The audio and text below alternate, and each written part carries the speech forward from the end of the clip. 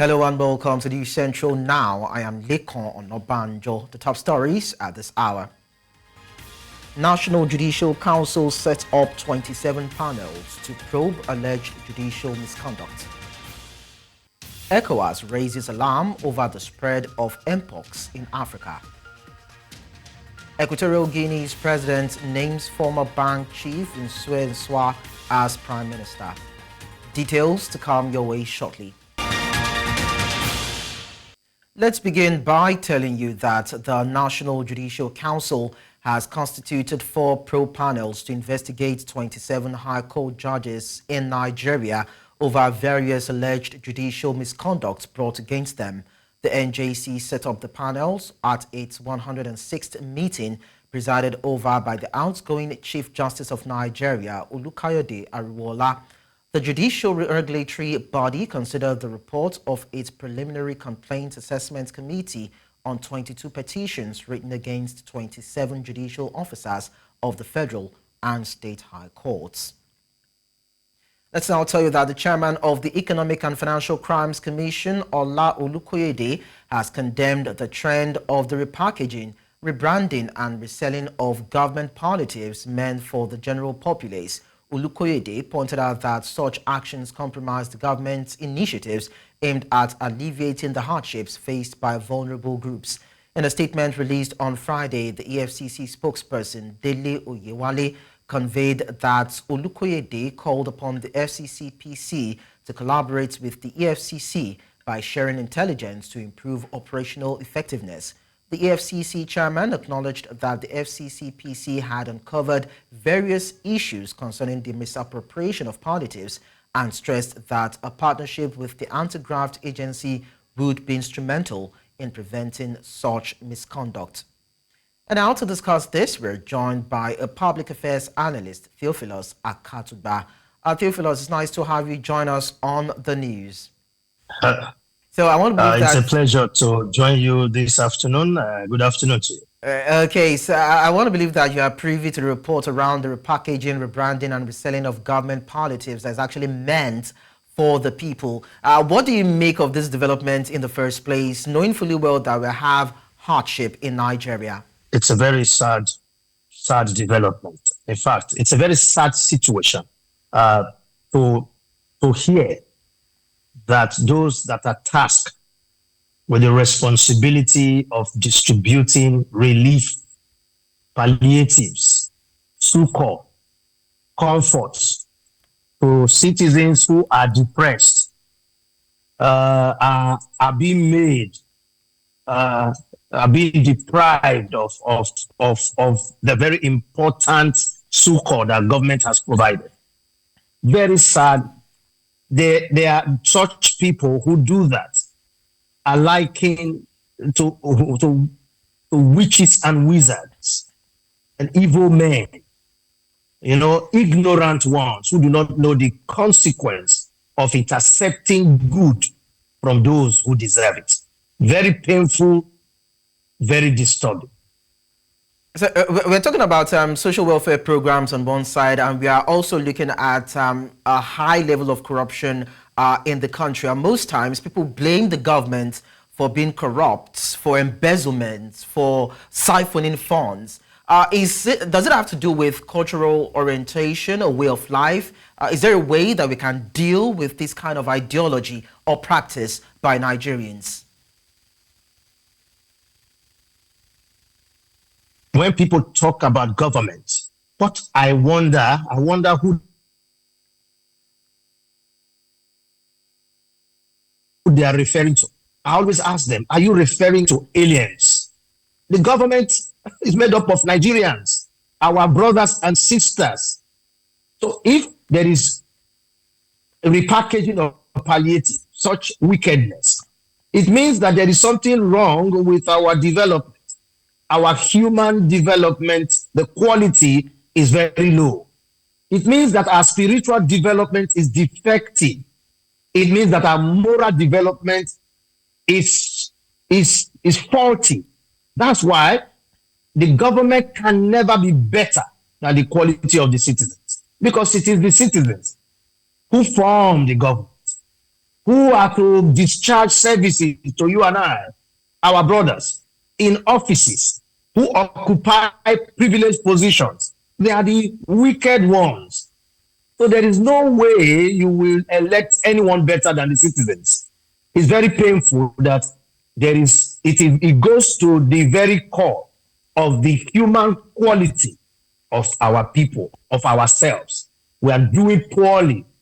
Too many churches, too many mosques, too many homes and places of traditional worship that are churning out wicked people who do not allow the very underprivileged to get the good that they're supposed to get. Very bad. Okay, so what do you think can be done in this situation? Is there a system that can be built, maybe some sort of mechanism, a regulatory body to monitor these kind of interventions to ensure that it gets to the intended recipients? What do you think can be done? Who spoke? EFCC raised, condemned. EFCC, ICPC. We have enough institutions. We have enough churches. We need to be a bit more godly and have fear of God. Without that, there's no number of institutions, no number of check and balance can cure this kind of wickedness, where someone who is tasked with the responsibility of taking 10 bags of rice to poor people, the very poor, the poorest of the poor, and along the way, he diverts 5 bags. He repackages them and takes them to the market to sell them and take the proceeds to his own home to feed his own children and send his children to school or give his children good life. It's because we are spiritually defective. That's why that person does not know. So it's not about institutions. It's not about creating more. This has been a big problem. That's why Nigerian governments appear never to be functional. That's why the government we've set up always look like failures, because there are hawks, but people focus on the elected officials only. They forget quickly that the machinery. Theophilus, you actually said this solution is not institution-based. I wonder if it is religious-based too, because, you know, Nigeria, like other African countries, is said to be one of the most religious entities or bodies in the universe or in the world. But then we still have things like this coming into play. I want us to speak more to what can be done categorically. Now, we have an EFCC in place, an FCCPC in place. We have other regulatory bodies. We have the ICPC. Can these bodies be galvanized or used to actually deal with the issue around people who tend to corner palliatives or materials or interventions of government for their own personal gains? Well, we must continue to try. We must continue to improve on the institutional capacities to catch people who divert palliatives. Something as remote as you are, I tell you about religion. You are talking about religion. No, I'm talking about we have our ways. There were times in our society where people who sell might not come to attend to you, but you will buy, place the money, take your change, and you will not have interruption and intervention of the Western ways of life, of the Western form of religion. We had very solid moral upbringing. Theophilus, I guess reception from your end is not totally good. It's not optimal, but then we appreciate the fact that we're still able to pick one or two things from your contributions. Thank you so much, Theophilus Akatugba, for talking to us at this time. Now, we move on to tell you that the Director of New Media and spokesperson for the Muri Sam Campaign Council of the Social Democratic Party in Kogi State, Isaiah Davis Ijele, has expressed deep frustration over the police commissioner's handling of security in the state. Isaiah Ijele further emphasized that the state has become a den of robbers, kidnappings, and other vices, accusing the Commissioner of Police of focusing more on political matters rather than on public safety. Ijele recounted a personal near-death experience in Kogi State, underscoring the severity of the situation.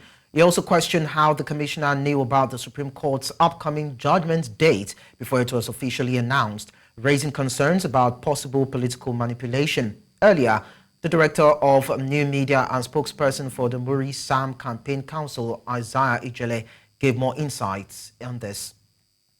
Let me just tell you just an incident that just occurred a few months ago when some students were adopted from the university. I made a press statement that over 30 students were adopted from the school. The only thing this man was concerned about in his press release was the opposition are escalating or inflating the numbers of the students. There are about 5 or 6. But to our amazement, the same CP claimed over 22 people have been rescued. And I question the integrity of that CP, Bertrand Onoha, that if people were adopted and now rescued by the by police, where are they? Where are their parents? Their parents should come out to tell us that these are their kids that were adopted from the university, now be rescued. There was nothing of such. And yesterday, as I speak to you, 2 students have been in the captivity of these same kidnappers until yesterday that they regained their freedom. Yeah, they were lying to the nation, lying to us. Even went to the presidency with some few students that these are the remaining victim of the students that were rescued. Meanwhile, it's all lies. Away from Kogi State, we'll tell you that the Sokoto State Governor, Ahmed Aliu, has called on communities in the Gudu local government area to assist the authorities with relevant information, especially intelligence gathering, to defeat bandits terrorizing the area. Aliu gave the charge on Friday while addressing the people of the area who came out to receive him on a thank you visit to the area. He explained that securing the area is a collective responsibility, hence the need for all hands to be on deck. The governor renewed his administration's commitment to making the state safe and secure. Aliu also pledged to renovate the Bale General Hospital, which has been facing serious dilapidation. Away from that, 3 more deaths have been confirmed from the alleged shooting by security operatives in Zaria, Kaduna State, as soldiers enforce a curfew placed by the state government during the recent End Bad Governance protests, which opened fire on the residents. News Central's investigations reveal that the incident occurred in the Samara area of the town, where personnel of the Nigerian army were fingered for allegedly being complicit. News Central's Emmanuel Bagudu reports. These residents of Gaskia and Magaji want their stories told just like that of Ismail Mohammed in the Samaru area of the town, which attracted many, including the governor of Kaduna State. They took News Central round the family homes of the young persons allegedly shot by security operatives on the same day Ismail Mohammed was allegedly killed by a soldier. Suka rasa yadda za su yi suna ta neman yadda za su yi su ɗaura wannan jini. Sai su rika ta waccan abin da ya dame ta, ita maza ta cire ɗan kwalin kanta, ita maza ta kama gurin ta ɗaure. To shi ne da aka je, da ana ta cewa ma ba shi ba ne, dutse ne ba shi ba ne. To sai fa da aka cire abin kowa ya gani sannan aka yadda da magana. Mama got this injury, this bullet wound from this particular bullet. From that same day that Ismail Mohammed in Samaru, we reported Ismail Mohammed in Samaru was allegedly shot by the officer of Nigerian Army. It happened that same day, and they said that soldiers were shooting sporadically within the community. This is Yasir Abdurrashid with an injured intestine, which he got from a bullet allegedly shot by security operatives. Also, on the same day, the Nigerian Army confessed to have erroneously killed Ismail in Samaru. His father and the hospital management confirmed his situation. Muna so a taimake mu don abin da ma yanzu ba mu ta 30 minutes da fita office ɗinsa ba ya biya gaya mana abin da za a yi operation ɗin kuma wallahi naira 10 ba mu da shi da za mu bashi. Yasir Abdurrashid, she came yesterday night with complication of gunshot, referring from Usasa Hospital, St. Luke. Unfortunately, Yasir didn't survive the alleged gunshot injury. His family informed News Central of his demise on Wednesday, August the 14th. Other bereaved families also gave accounts of how the security operatives allegedly killed their children. Mustapha Musa suna tare da mutum uku duk da shi ne hudu. Sun fito gida sun shigo sun fito daga kasuwa cikin kasuwa sun gama aiki kamar 11 na dare. Sun fito gidan sun wuto gidan man nan kusa da sai ga police nan division dan magaji ku tsaya sai suka harba bindiga sama za mu harbe ku sai ko suka arta a guje to gudun za su suka dinga bin su a guje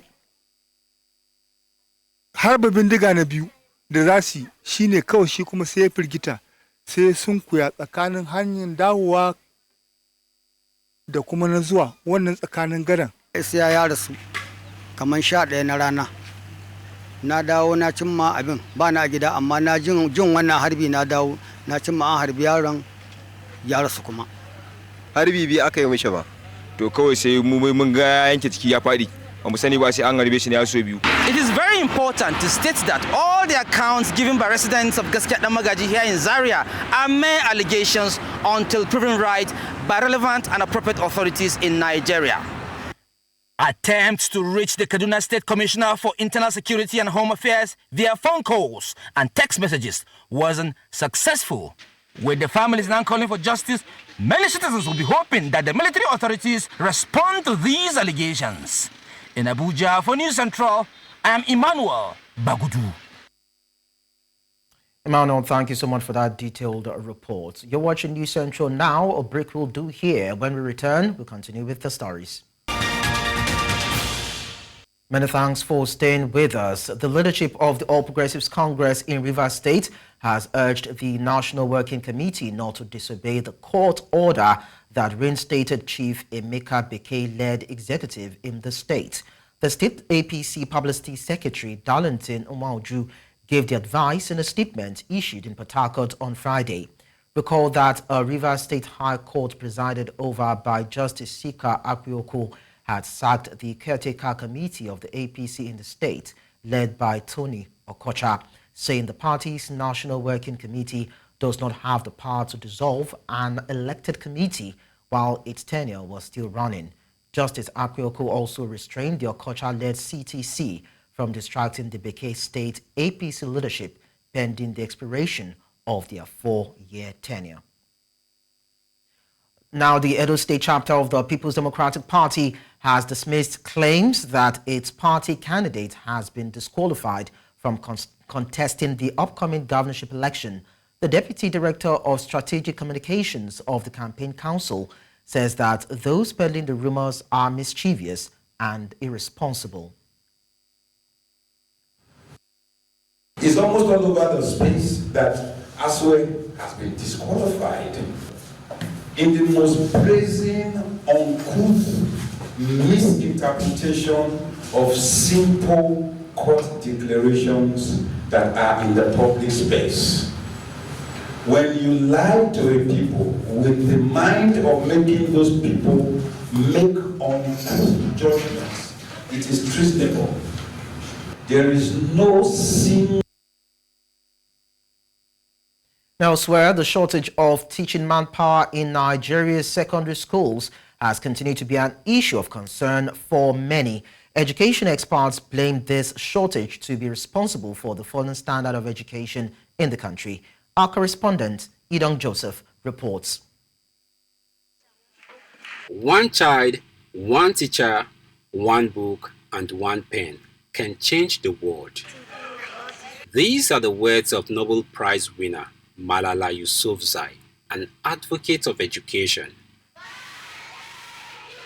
As a result of Nigeria's increasing population and efforts to ensure children receive basic education, enrollment into primary and secondary schools in the country has risen rapidly, thereby compromising teaching standards as there are not enough teachers in the classroom. This challenge, which many believe is a setback to the nation's developmental aspiration, is also taking its toll on unity schools in the country. We had teachers back then that were not just only trained, but they are more or less like second parents. in terms of care given to the students and the environment of learning.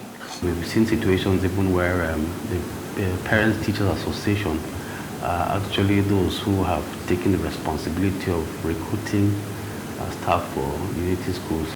The support by the Parents Teachers Association to recruit more teachers is raising concerns, with questions bordering on whom these teachers should be accountable to. We have kicked against it and said we want to encourage the government to recruit teachers so that there's a statutory responsibility those teachers have. If the PTA is recruiting teachers, then who are they responsible to? However, the plan by the Nigerian government to recruit over 3,000 more teachers to bridge the teaching gap in unity schools is regarded as a step in the right direction. In some schools, you have as high as 100 PTA teachers, large numbers. And if you talk about over 100 unity schools, if you just stretch that figure across the schools, it gives you an idea of what the deficit is. But this is a starting point, and it shows that government has realized that it's a big issue. It is not enough. There are some structural changes that need to be made. More emphasis needs to be given to that profession called teaching. We need The falling standards of education is not peculiar to Nigeria alone. However, while the government is making efforts to increase the number of teachers that will match the nation's current school enrollments, many will be hoping that these will boost current education standards. In Abuja for News Central, I am Idonk Joseph. Talking about national service now, in its continuous efforts to prevent unqualified graduates from obtaining the national service certificate, the National Youth Service Corps said a total of 54 corps members who were illegally mobilized by the University of Calabar have been demobilized. The NYSC Director General, Brigadier General Y.D. Ahmed, who disclosed this on Saturday in Abuja, said they would face legal prosecution. According to him, another 19 among them who initially registered online for mobilization have been prevented from service, while 4 certificates of national service for other culprits were not produced by the scheme. This is in addition to the earlier 101 certificates that were recently voided by the scheme, making a total of 178. In a bid to find a lasting solution to the recurring fire outbreaks in Nigeria and Lagos particularly, experts assess critical safety measures. News Central's Adebola Diduba has more in this package. Lagos, a bustling metropolis, has long grappled with a relentless adversary, fire. It's a recurring narrative of flames that seem unyielding. From markets to churches and filling stations, the city is caught in an endless cycle of flames. On November 5th, 2019, the popular Balogo market on Martin Street was engulfed in flames, with goods worth millions of naira reduced to ashes. At least 5 buildings were caught in an inferno on January 29, 2020. The blaze reportedly was sparked by a man pouring petrol into a running generator. Traders preparing for the festive season on December 16, 2021 were met with devastation as their shops and merchandise were consumed by fire. In a place like church, for example, have a safety plan. Have your safety plan, let it be documented, let it contain all your list of fire safety equipment, and in case you don't have, buy all this fire safety equipment. In your church offices, have fire alarm system, have fire extinguishers, and then maintain proper housekeeping, especially in your technical areas where electrical gadgets are stored. Let there be proper housekeeping. Don't let there be cables lying around, and have an evacuation plan, because a church is a public area. There are a lot of people that are always coming. When there is fire, they can be stampeded. So have a very good evacuation plan, and have someone that have been trained to follow it in case of an emergency. Also check for fuel leaks regularly. Make sure there's no leaks.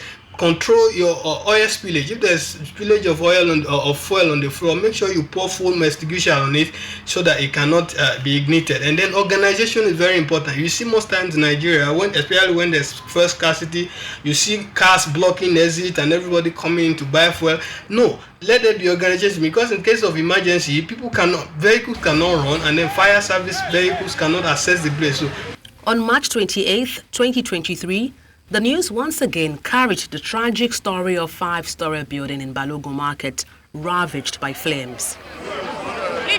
9th April 2024, about 14 buildings were affected by a fire outbreak in Dosomo Market in Idumota area of Lagos Island. More recently, on a Thursday morning, August 8, 2024, a fire explosion razed Mobil Oil Nigeria, a filling station located on Obafemi Awolowo Road in Ikeja. The incident led to destruction of gas tanker, cars and buses. In another tragic event, the headquarters of Christ Embassy Church in the Oregon area of Lagos was gutted by fire, resulting in significant damage to the property. Yet again, a fire outbreak that affected 14 buildings occurred in Dosomo Market in the Idumota area of Lagos State on 9th April 2024.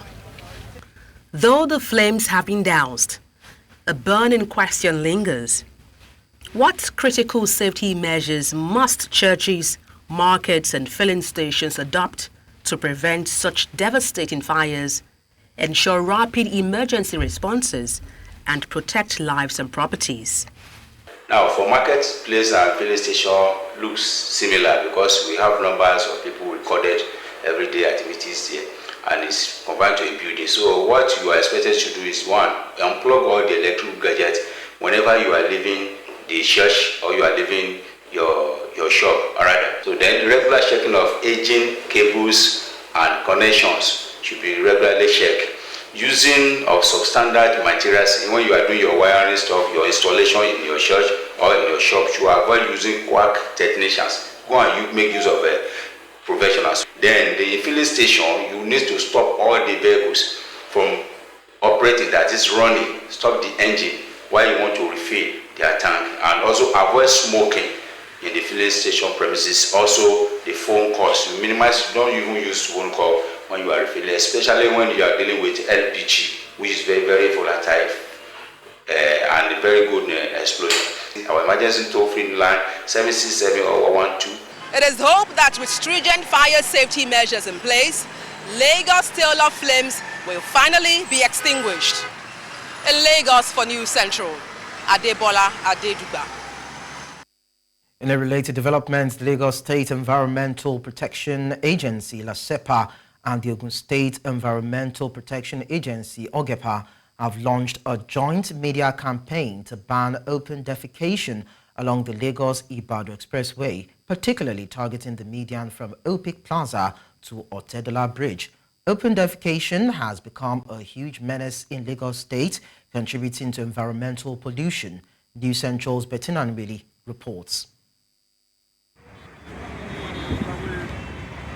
The initiative aims to enhance public health and environmental sustainability by preventing the spread of cholera and other communicable diseases while restoring the aesthetic appeal of this vital corridor, known as a gateway to Lagos and is often referred to as the nation's center of excellence and Africa's fourth largest economy.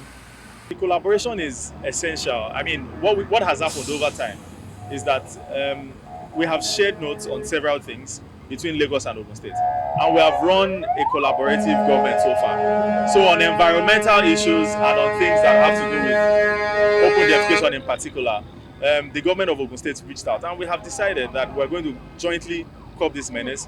We're going to stop open defecation. We're, first of all, on this first phase, doing advocacy. We're also immediately flushing off the median, all the way from the Otedola Bridge, all the way to Kara. The campaign, as seen on the verified X handle of Mr. Tokumbo Wahab, the Lagos State Commissioner for the Environment and Water Resources, was led by Dr. Babatunde Ajayi, the General Manager of Lagos State Environmental Protection Agency, LASEPA. who emphasized the importance of raising awareness among residents about the health risks associated with open defecation. Dr. Ajayi highlighted the dangers of cholera and other waterborne diseases, especially during the rainy season when the risk of water contamination increases significantly. There's a strong legal team, and also there's an enforcement team that has just been set up. The enforcement team is going to ensure that anybody who commits this offense is immediately tried at the environmental court and they are arrested and taken to the appropriate place. Do not be caught trying to defecate in the middle of the road. It is dangerous and damaging to the health, to the environment, to the aesthetics of Lagos, and to the optics of what Lagos stands for. The joint campaign by Lagos and Ogun states represents a proactive effort to combat open defecation and improve public health. It reflects a commitment from both governments to create a healthier, cleaner environment. In Lagos, for News Central, Bettina Nwili. The Nigerian Shippers Council says that it has set up trade data collation centers around the country to help improve the nation's data collation efforts that will help make evidence-based decisions. This was as representatives of the council met with Nigeria's coordinator of the implementation of the African Continental Free Trade Agreement in Abuja, where they deliberated on efforts needed to be put in place for Nigeria to harness the benefits of the Free Trade Agreement. Amadin Uyi tells us more.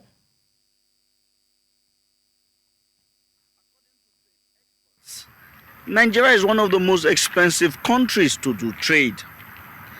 Despite signing onto the African Continental Free Trade Agreement, experts say the cost of business at major ports in the country remains high. While they blame several bottlenecks for this, they say the trade agreement, if properly harnessed, can help reduce the cost of trade in the country. The bottlenecks that are there, the poor infrastructure, cumbersome border procedures, trade restrictions, arbitrary tariffs, and high cost of doing business in general, all contribute to the problem that we are facing today. AFTA is a platform which is needed today to correct all of these anomalies. In a bid to resolve challenges stalling Nigeria from harnessing potentials made available by the trade agreement, the Chief Executive Officer of the Nigeria Shippers Council visited the AFTA coordinator in Abuja to deliberate on ways to help the nation maximize its benefits from the agreement. He says that the Shippers Council has set up data collation centers around the country to improve data collation that will help make evidence-based decisions. The Nigerian Shippers Council has taken some measures to facilitate trade and reduce some of those bottlenecks, which some of these initiatives are ongoing. We have set up some border information centers in some of the key areas where we notice a lot of inflow of trade between our country and border countries, which has not been captured. So the essence of these border information centers is to see how we can formalize those trade activities for the purpose of capturing them in our data. We have one in Lagos, we have one in Katsina, Sokoto, and then Cross River. The AFTA coordinator says that much is being done by governments to ensure Nigeria benefits from the agreement and assure that government will improve the nation's export potentials. We have now signed into African Continental Free Trade Agreement, meaning that imports coming from Africa are free. So what do? So if countries and they want to sabotage us, they establish in a nearby country, they can bring in their goods. So we have to guide against that. And what is the way? Is not to go and blow up their factory there where they kidnap, is to build up our own, and so we can export. Both representatives pledged to work together to ensure that Nigeria reaps the dividends of the agreement like its fellow African states. In Abuja for News Central, I am Amadin Uyi. Coming up on the news, ECOWAS raises alarm as mpox spreads in Africa. We'll bring you details of this and other stories after this short timeout. Do stay with us.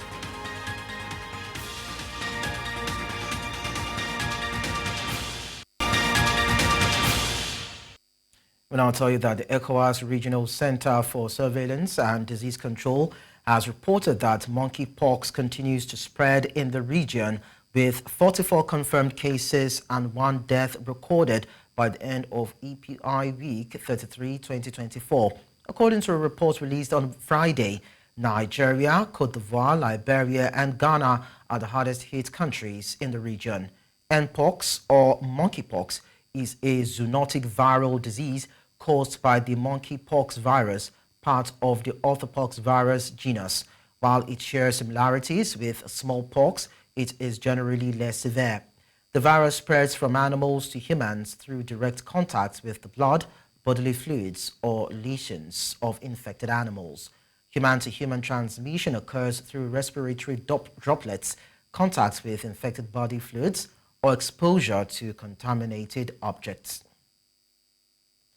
An attack blamed on Al-Qaeda-linked jihadists in central Mali has killed at least 15 soldiers in the latest violence to hit the troubled region. Mali has for more than a decade been ravaged by jihadists and other armed groups, with the center of the West African country becoming a hotbed of violence since 2015.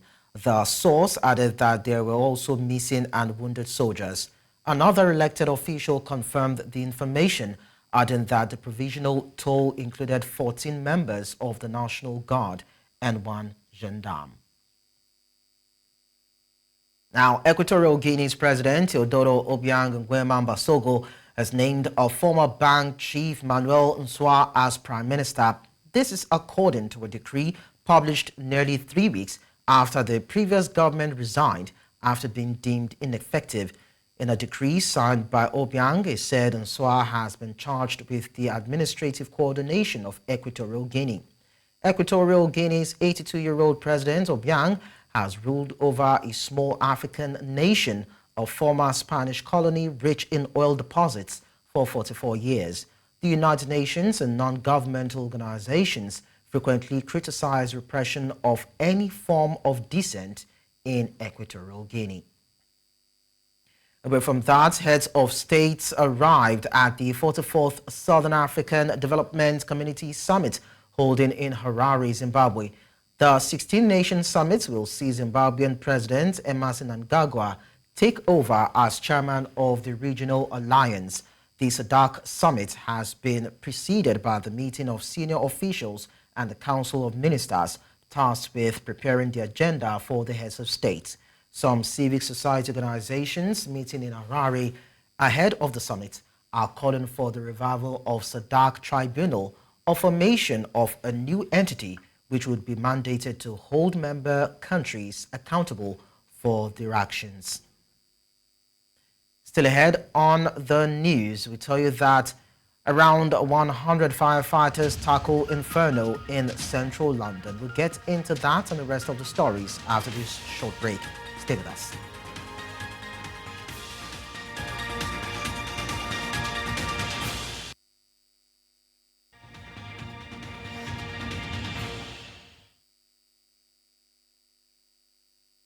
From other continents, we tell you that around 100 firefighters are tackling a blaze at Somerset House in central London. The London Fire Brigade said it had sent crews after receiving a call just before midday, adding that there are no reported injuries. It also said that the cause of the fire is not yet known. Due to a heavy smoke, the London Ambulance Service has asked people to avoid the area and told local businesses to keep windows and doors shut. Somerset House is on a strand in central London and is currently used as an arts venue. Let's now tell you that Indonesia celebrated its Independence Day in Nusantara on Saturday as the government rushed to complete the future capital, which is slated to replace sinking and polluted Jakarta. The $32 billion mega project on Borneo Island was expected to officially become Indonesia's political capital on Saturday, but construction delays and funding problems forced President Joko Widodo to the first signing a presidential decree sealing the move. Widodo, more popularly known as Jokowi, attended the ceremony in Nusantara with cabinet ministers and military brass as he sought to reassure potential investors of the project's viability before he leaves office after a decade in power. He was the first president to attend a state ceremony in the unfinished capital. The Democratic presidential candidate, who is also U.S. Vice President Kamala Harris, has unveiled an economic blueprint heavy on popular measures to cut costs for Americans while attacking powerful companies for price gouging as she fleshes out her election platform ahead of the Democratic National Convention. The speech in North Carolina was the first time Harris, who is to run against Donald Trump, laid out a vision for combating the inflation which soured voters on her boss, President Joe Biden. Promising to champion an opportunity economy, she said building up the middle class will be the defining goal of the presidency. In an effort to connect with voters angry at Biden, Harris recounted her modest background, noting that she had worked in the McDonald's during university studies. As president, I will be laser focused on creating opportunities for the middle class that advance their economic security, stability, and dignity. Together, we will build what I call an opportunity economy. Yes, a new way forward.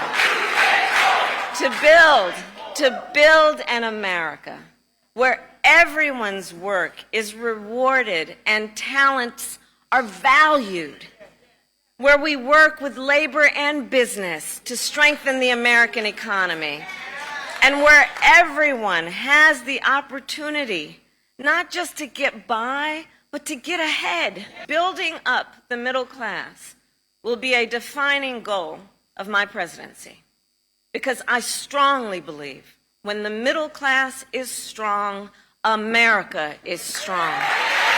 So believe me, as president, I will go after the bad actors.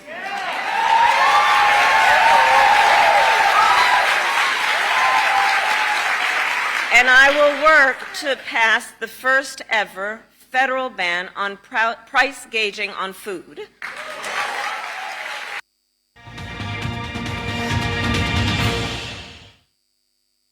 In sports, South Africa overpowered Australia in the Rugby Championship on Saturday with a 30-12 victory at the Optimus Stadium in Australia. The two-time reigning World Cup champions scored the game's only 4 tries in front of 58,197 fans, many supporting the Springboks, with Perth home to a strong South African community. South Africa made 10 changes after a 33-7 triumph last week at Brisbane and overcame the Wallabies in a contest with several players forced off due to head injuries. Australia's record slipped to 3-2 under new coach Joe Schmidt, who had given his team a dressing down after the first test defeat. Real Madrid manager Carlo Ancelotti says the club are considering giving players holidays during the season to cope with fixture congestion. Ancelotti's comments come amid the Professional Footballers Association announcing in June that with the support of Players Union FIFPro, the PFA has joined a legal action against FIFA over the overloaded and unworkable football calendar. This season, all 3 European club competitions will be expanded to 36 teams. The Champions League and Europa League will have 8 first phase games compared to the 6 in the 2023 down to 2024 campaign. Real Madrid will play in a new FIFA Intercontinental Cup competition in December 2024, which will involve the winners of the Champions League facing a team that comes through intercontinental playoffs. Let's also tell you that the Athletics Federation of Nigeria have listed Paris 2024 Olympics 400-meter semi-finalist Ella Onojuwewo, long jump finalist Christina Ochonogo, Commonwealth Youth Games 100-meter silver medalist Justiana Eyakobian, and Israel Okon for the World Under-20 Championships scheduled to take place in Peru. The championships will run from August 27 to 31. The 18-man Team Nigeria, which was released on Friday, has 8 men and 10 women competing in 8 events through the 100 meters, 200, 400, 400-meter hurdles, 800 meters, the 4x100 meter and 4x400 meter relays, as well as 2 field events, the long jump and high jump. Just before we go, let's let you know that firefighters are battling to put out the fire at the Somerset House in central London. We told you about that a while ago on the news, and as we know it, works are on by the firefighters to ensure that it puts an end to the inferno before it causes further loss to lives and property. And that's all at this hour. We look at the top stories before we go. National Judicial Council has set up 27 panels to probe alleged judicial misconduct. ECOWAS has raised alarm over the spread of mpox in Africa. We also told you that Equatorial Guinea's president has named former bank chief Nsue as prime minister. Don't forget to send your eyewitness report to the WhatsApp number and email on your screen. Or you can follow us on social media. We are at News Central TV. You can watch News Central live on DSTV channel 422, Star Times channel 274, Arvo TV and YouTube. Many thanks for watching. I am Lekan.